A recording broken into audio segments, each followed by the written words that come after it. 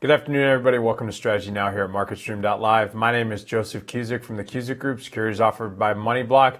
Here to give you all the midday action. Looks like the market is holding up quite well after the inauguration of President Trump.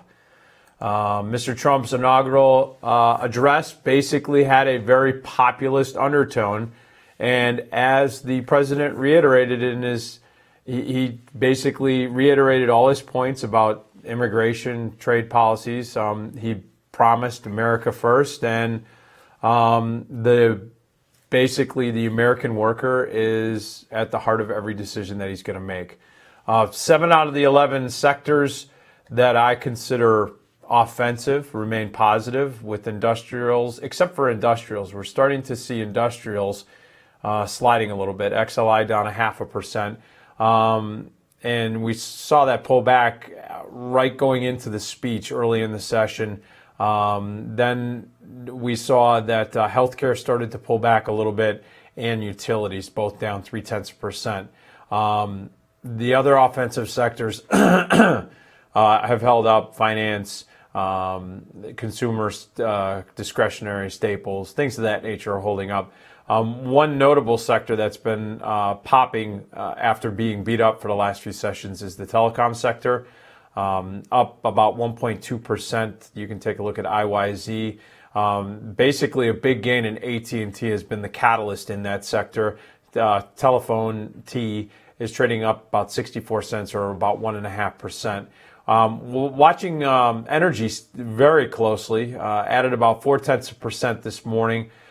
Basically on the back of crude oil. Crude oil for the second consecutive day basically is running to the upside in front of the OPEC meeting. There's a compliance meeting this weekend for the OPEC nations.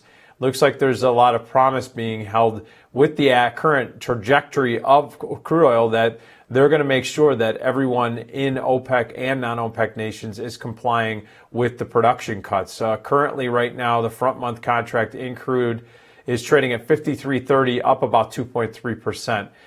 As I noted, we saw financials. They're still staying strong. The interest rate markets, we did see a pullback in the prices of the bonds universally, both in Europe as well as here in the United States, especially on the back end of the curve, the 10-year, 30-year. We're seeing the yields increase, price come down on those bonds. Finance was up about 0.3% as a sector, XLF. Technology's up about 0.4% QQQs. The tech sector was really boosted by the action in IBM. IBM came out with earnings. They initially were down, trading around 164, now trading up about 169, about $2.49 to the upside at 169.30. You're also seeing that semiconductors are moving to the upside very nicely. The SMH is up about 1.2%. That's the Philly Semiconductor.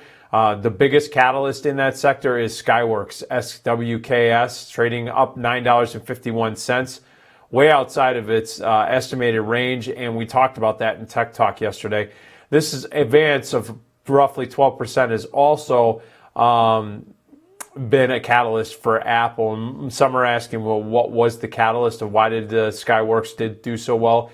Well, not only the earnings, but they announced a $500 million buyback. Apple is up about 14 cents at 119.92. And that's a positive sign for orders potentially for Apple, if in fact Skyworks is seeing that solid of a quarter and they're doing a buyback. On the other hand, taking a look at American Express, AXP down 56 cents, basically declined about 0.7%. It's off of its worst levels, but they did have disappointing earnings, but they were giving upbeat guidance. General Electric also is down. GE trading at 30.62, down about 58 cents. And we're also seeing Procter & Gamble down up about $2.21 at 86.91. They had these large cap earnings came out positive on both fronts. General Electric, though, falling basically about 1.9% after their announcement. They missed on the revenue line, and Procter & Gamble just beat overall. Treasury markets continue to remain mixed. You have the 2-year note higher as far as yield's concerned. There is some selling pressure on the long end of the curve. The 2-year yield is up about 3 basis, or lower by about 3 basis points, about 1.2%. And the 10-year yield, it's actually pulled back about 2 basis points since coming off its best levels earlier this morning. So we're going to keep an eye on that. But with that being said, we will be back online at 3:30 Eastern time. We're going to be doing Tech Talk. So join us then. We're going to be using charts. We're going to be talking option analysis, and we're going to give you some great ranges on some stocks that are going to be having some earnings next week. So join us here at MarketStream.live.